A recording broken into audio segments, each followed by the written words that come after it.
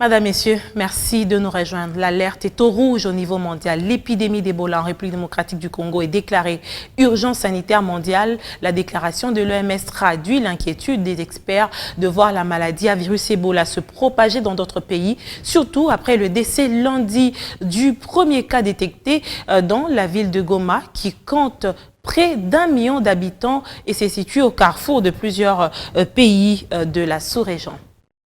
Malgré les efforts pour contenir la maladie à virus Ebola, des cas sporadiques ont été signalés au-delà de la zone de Beni-Butembo, notamment à Bunia, Goma et même en Ouganda. Cette situation a emmené l'Organisation mondiale de la santé à déclarer Ebola comme une urgence sanitaire mondiale.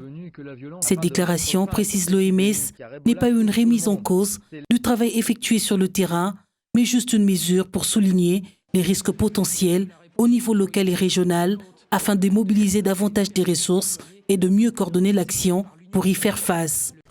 Notre évaluation des risques n'a pas changé. Le risque de propagation en République démocratique du Congo et dans la région reste très élevé et le risque de propagation reste faible à l'extérieur.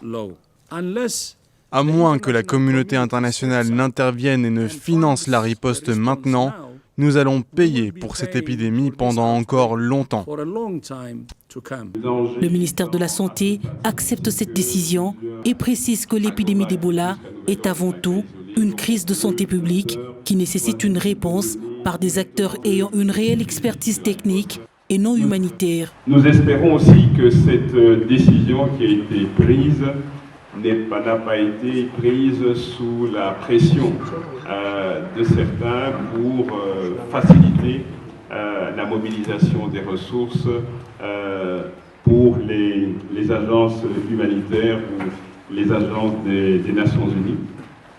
Nous insistons sur le fait que la crise Ebola est avant tout une crise de santé publique qui survient effectivement dans un contexte où il y a un système de santé qui a été affaibli, mais c'est d'abord une riposte de santé publique.